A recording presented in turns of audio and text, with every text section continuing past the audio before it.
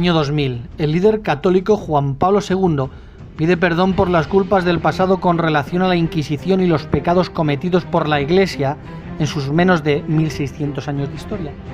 Señor, Dios de todos los hombres, en algunas épocas de la historia los cristianos a veces han transigido con métodos de intolerancia y no han seguido el gran mandamiento del amor, conscientes de que la verdad solo se impone con la fuerza de la verdad misma. Pero, ¿por qué pide la Iglesia perdón? ¿No dicen los defensores de la Iglesia católica que es una leyenda negra?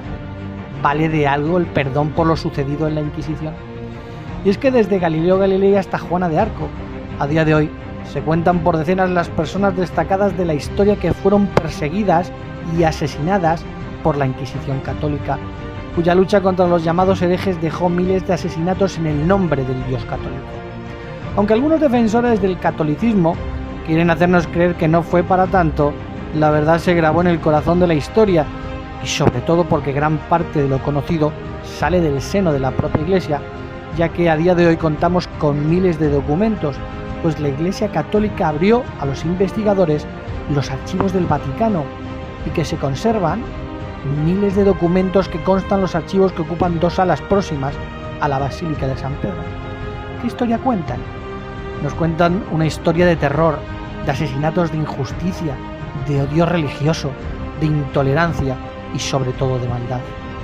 La Inquisición fue instituida por el Papa Lucio III en el Sínodo de Verona, Italia, en 1184, en colaboración con Federico I Barbarroja, católico y emperador del Santo Imperio Romano. El Papa decretó que cualquier persona que hablara o hasta pensara en contra de la doctrina católica sería debidamente castigada por las autoridades seglares. A los obispos se les instituyó que buscaran a los herejes. Este fue el comienzo de lo que se llamó la Inquisición episcopal, es decir, a cargo de los obispos católicos. Los primeros en ser erradicados por ser supuestos herejes fueron los cátaros, personas católicas que vivían su fe con sencillez, pobreza y humanismo, que según los cátaros había perdido la Iglesia en gran manera, convirtiéndose en una religión prepotente, cuyos fieles vivían en continuo temor al castigo divino por cualquier falta o desvío de sus actos. Por lo que el Papa proclamó: los enemigos de la fe cristiana y de la Iglesia, los herejes, son pues por lo mismo los mortales enemigos de la cristiandad, como los paganos, como los moros, es más, peores que ellos, ya que estos son enemigos externos, mientras que los herejes vivían en medio del pueblo cristiano. Tanto más peligrosos cuanto más difícilmente se escapa el lobo, disfrazado de oveja, y más a mansalva comete estragos en el redil. Por lo que la Iglesia católica atacó sin piedad al pueblo cátaro. El 22 de julio entraron los cruzados y masacraron a gran parte de los pobladores, que Arnaldo Amalrico, quien dirigió el ataque y dijo la frase: matadlos a todos, Dios reconocerá los suyos, pues en la ciudad también había católicos que fueron asesinados por sus propios hermanos en la fe. Cifró en casi 20.000 asesinatos. Ese mismo año el Papa Gregorio IV, en el Sínodo de Tolosa, ciudad de Francia, dio un nuevo incentivo a la Inquisición. Hizo preparativos para que en cada parroquia hubiera inquisidores permanentes, entre quienes se incluía un sacerdote. En 1231, este mismo Papa emitió una ley por medio de la cual los herejes impenitentes se les condenaba a morir quemados y a los arrepentidos a cadena perpetua. Cualquier persona, hombre, mujer, niño, esclavo, podía ser acusado a otra de hereje, sin tener que enfrentarse al acusado, ni que el acusado se enterara de quién lo denunció. El acusado rara vez tenía quien lo defendiera, ya que a cualquier abogado o testigo a su favor se le acusaría de ayudar a un hereje y de ser su cómplice. Así que por lo general el acusado se enfrentaba solo ante los inquisidores, quienes desempeñaban el cargo de fiscal y a la vez de juez. En 1252, el Papa Inocencio IV emitió la bula Ad Extirpanda, con la que oficialmente autorizaba el uso de torturas por los tribunales eclesiásticos de la Inquisición. Los papas Alejandro, Urbano y Clemente promulgaron otras reglas tocante a la manera de torturar. A la persona se le podía torturar solo una vez, pero los inquisidores buscaron la manera de evadir esta restricción y alegaban que las reanudadas sesiones de tortura eran solo una continuación de la primera. No pasó mucho tiempo antes de que se torturara también a los testigos con el fin de asegurarse de que estos habían denunciado a todos los herejes que conocían. A veces se torturaba al acusado aún después de haber confesado. Según explica la Enciclopedia Católica, esto era para obligar a testificar en contra de sus amigos y otros reos junto con él. Dado que los acusados ya se les consideraba culpables aún antes de comenzar el juicio, los inquisidores empleaban torturas que incluían el potro, usado para causar el mayor dolor posible al preso. Se le ubicaba sobre una mesa que contaba con 4 cuerdas, cada una de ellas para atar sus brazos y piernas. Las cuerdas de las muñecas estaban fijas a la mesa y las piernas se iban enrollando a una rueda giratoria. Cada desplazamiento de la rueda suponía una extensión de los mismos. El aplastapulgares, un instrumento metálico en el que se introducían los dedos de las manos y los pies y mediante un tornillo se le daban varias vueltas hasta que los apéndices acabasen totalmente destrozados. La pera vaginal, oral o anal, que era forzada dentro de la vagina ano o boca. Una vez dentro de la cavidad, era entonces expandida al máximo girando un tornillo. La cavidad en cuestión resultó irremediablemente mutilada. La doncella de hierro. Este castigo era uno de los más crueles. Este artilugio contaba con varios pinchos metálicos en su interior, que cuando se cerraba el ataúd se introducían en la carne de la persona. Curiosamente, y en contra de lo que se cree, estas agujas gigantescas no acababan con su vida, aunque le causaban un dolor increíble y hacían que se desgarrasen poco a poco. La sierra era uno de los castigos más brutales que se podían perpetrar contra un prisionero. Usualmente estaba reservado a las mujeres que, en palabras de los inquisidores, hubiesen sido preñadas por Satanás, para lograr acabar con el supuesto niño demoníaco que llevaba en su interior. Los responsables de cometer la tortura colgaban a la hechicera boca abajo con el ano abierto y mediante una sierra la cortaban hasta que llegaban al vientre. El pobre atormentado sufría una agonía indescriptible cuando lo sentaban desnudo en la silla inquisitoria, la cual estaba cubierta de puntas filosas. Con los tornillos para las rodillas le destrozaban los brazos, las piernas o las articulaciones. La garra de gato se utilizaba para rasgarle la carne a tiras. No se salvaba ninguna parte del cuerpo.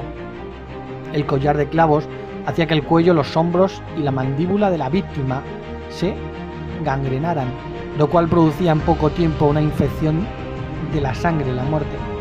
La estrapada, el tormento de fuego, y es que se crearon montones de artilugios para causar un daño sádico al humano. De ese modo entró en vigor el régimen inquisitorial en la primera mitad del siglo XIII y se usó por varios siglos para aplastar a cualquiera que hablara o tan siquiera pensara de manera diferente a la Iglesia Católica. Diseminó terror por toda la Europa católica, cuando a finales del siglo XV la Inquisición comenzó a aplacarse en Francia y en otros países del centro y occidente de Europa, comenzó a cobrar auge en España. La Inquisición española, autorizada en 1478 por el Papa Sisto, se dirigió primeramente contra los marranos o judíos españoles y los moriscos o musulmanes españoles. Se sospechaba que muchos de estos, que por temor habían adoptado la fe católica, continuaban practicando en secreto su religión original. Juan Antonio Llorente, el primer historiador de la Inquisición española, hombre algo olvidado hoy, pese a tratarse de una de las grandes mentes eruditas españolas del siglo XIX y uno de los pioneros, si no el primero, en estudiar aquella institución religiosa, era sacerdote y llegó a secretario general de la Inquisición del Santo Oficio, así que el interés de su aportación es doble porque realizó la labor con un conocimiento privilegiado de todos sus secretos. En los años siguientes, gracias a que era el custodio de los archivos inquisitoriales, amplió el estudio del tema con sus famosas Anales de la Inquisición en España, una historia de la Suprema en 2 volúmenes donde aseguró que fueron quemados casi 32.000 herejes y castigados por la Inquisición unas 300.000 personas. Por supuesto, su trabajo terminaría condenado por Roma, engrosando el célebre índice de libros prohibidos y puesto como ejemplo de la difusión de la leyenda negra. De hecho, hoy es conocido como el apóstata. Incluso se dice que quemó sus fuentes para decir que mentía. Sin embargo, están la mayoría de ellos en un museo de Francia. Uno de los inquisidores españoles más famosos fue Torquemada. La incansable actividad de Torquemada, el martillo de los herejes, la luz de España, el salvador de su país, el honor de su orden, en palabras del cronista Sebastián de Olmedo, llevó a miles de personas al fuego y extendió estos tribunales por toda la península. Torquemada inauguró el mayor periodo de persecución de judeoconversos, entre 1480 a 1530. Del mandato de Torquemada se ha calculado que fueron ejecutadas 10.000 personas, según el historiador eclesiástico Juan Antonio Llorente. En cierta ocasión, Torquemada llegó a mandar a la hoguera casi 130 judíos que murieron en la misma hoguera, entre los cuales había 3 niños que murieron quemados abrazados a sus madres. Hubo muchos inquisidores que acabaron con la vida de miles de personas, sueños rotos, familias destrozadas para siempre por el capricho de una iglesia que quería estar sola sobre la faz de la tierra. Por ejemplo, en el norte de Francia, el primer inquisidor fue Robert de la Bourgée. Este, en poco más de un año, en 1239, envió a la hoguera a 197 personas a la vez. Robert desplegaba un poder de persuasión y dominio psicológico notable, puesto que se jactaba a la vista de un sospechoso en adivinar con solo la observancia de su comportamiento o el contacto físico si era proclive de herejía cátara. O von Marburg, un experto teólogo defensor a ultranza de la pureza de la fe católica y un asceta que abominaba de cualquiera que se relajase en sus obligaciones espirituales. De entrada, los obispos enviaron sendas cartas al Papa quejándose de la conducta del inquisidor, al que acusaban de tal exceso de celo en el desempeño de su cargo que más bien parecía un ángel exterminador que un servidor de la Santa Iglesia. Y el Papa, que en aquella época andaba bastante absorbido por los cátaros y los valdenses, que no lograba eliminar del todo en Francia. Los historiadores han demostrado que llegó a inventarse grupos de herejes que nunca existieron para poder culpar a cualquiera. Los llamó los luciferinos y hacía grupos de linchamiento para la caza de estos hombres que nunca existieron. Lógicamente, culpó a la que le dio la gana. Este hombre mandó a miles de personas a la hoguera y fue conocido como el azote de Dios en Alemania. Terminó siendo asesinado y su cuerpo descansa en una iglesia. Y es que todo grupo o persona que molestase a la secta católica simplemente era exterminada. Como pasó con los valdenses, que predicaban un retorno a la pobreza de los primeros cristianos y los cátaros, y que fueron perseguidos y exterminados. En 1487 el Papa emitió un proceso para exterminarlos a todos. Los niños pequeños fueron arrancados de los brazos de sus madres, unidas por sus pies minúsculos, y tuvieron sus cabezas conmocionadas contra las rocas, usadas como cabo de guerra entre los soldados. Tuvieron a sus miembros arrebatados arrancándolos por la fuerza principal. Sus cuerpos mutilados fueron arrojados en la carretera o campos para ser devorados por las bestias. Los pacientes y los ancianos fueron quemados vivos en sus casas. Algunos tenían sus brazos y piernas cortadas y el fuego se aplicaba a las piezas cortadas para detener la hemorragia y prolongar su sufrimiento. Algunos fueron piel vivos, algunos fueron asados vivos, algunos destripados o atados al árbol en sus propios huertos y sus corazones arrancados. Algunos fueron horriblemente mutilados y de otros los cerebros eran cocinados y comidos por esos caníbales. Otros eran enterrados vivos. Los padres fueron llevados a la muerte con las cabezas de sus hijos suspendidos alrededor de sus cuellos. Los padres se veían obligados a mirar mientras sus hijos o hijas eran violadas y masacrados antes de que se les permitiese morir. La Iglesia Católica no toleraba que nadie pusiese en tela de juicio sus doctrinas, y ante el menor ruido que sembrase dudas, la Iglesia acababa con malhechor. De estos casos se cuentan por decenas de miles. Un ejemplo lo tenemos en un juicio de un prelado llamado Pietro Carnacci, nacido en Florencia a los albores del siglo XVI. Hizo rápidos progresos en su carrera eclesiástica en la corte del Papa Clemente VII, quien lo nombró su secretario. Sin embargo, su carrera se truncó súbitamente a la muerte del pontífice. Más adelante conoció a nobles y clérigos que, como él, aceptaban algunas doctrinas de la Reforma protestante. Por esta razón fue juzgado 3 veces, condenado a muerte. Lo decapitaron y quemaron su cadáver. Los comentaristas describen el cautiverio de Carnacci como una muerte en vida. Para quebrantar su resistencia lo torturaron y lo privaron de alimento. El 21 de septiembre de 1600 se celebró su solemne auto de fe en presencia de casi todos los cardenales de Roma. Una vez leída la sentencia de Carnacci, le pusieron el San Benito, vestidura burda de color amarillo con cruces en rojo para el hereje arrepentido, o negro con llamas y demonios pintados para el impenitente. La sentencia se ejecutó 10 días después. Los procedimientos de su juicio, descubiertos a finales del siglo pasado, revelan que se le halló culpable de 34 cargos correspondientes a las doctrinas que impugnó. Entre ellas figuraban el purgatorio, el celibato de sacerdotes y monjas, la transustanciación, la confirmación, la confesión, la prohibición de algunos alimentos, las indulgencias y las oraciones a los santos. El 8º cargo reviste particular interés al condenar a muerte a quienes aceptaban como base de su creencia únicamente la palabra de Dios expresada en las Sagradas Escrituras.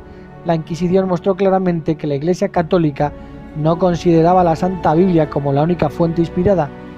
No extraña entonces que muchas de sus doctrinas no se fundamenten en las Escrituras, sino en las tradiciones eclesiásticas, pues todas vienen de Babilonia.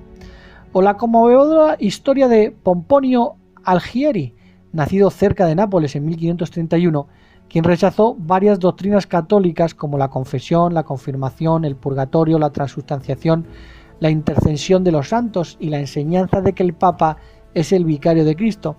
Arrestado y procesado por la Inquisición en Padua, Allegri dijo a sus inquisidores: «Regreso voluntariamente a prisión, quizás también a la muerte. Si esa es la voluntad de Dios mediante su esplendor, Dios iluminará aún más a cualquiera. Soportaré de buena gana todo tormento porque Cristo, perfecto consolador de las almas afligidas, es mi luz y la verdadera claridad, y es capaz de disparar todas las tinieblas». Posteriormente, la Inquisición romana obtuvo su extradición y lo condenó a muerte. Allegri contaba con 25 años cuando murió. El día en que lo ejecutaron en Roma rehusó confesarse y recibir la comunión. El instrumento de ejecución fue más cruel de lo acostumbrado. En vez de quemarlo con leña, pusieron en él caldo. A la vista de todos los concurrentes, una gran caldera llena de materiales inflamables, a saber, aceite, brea y resina. Tras introducir en ella al joven atado, prendieron el fuego y lo quemaron vivo, lentamente.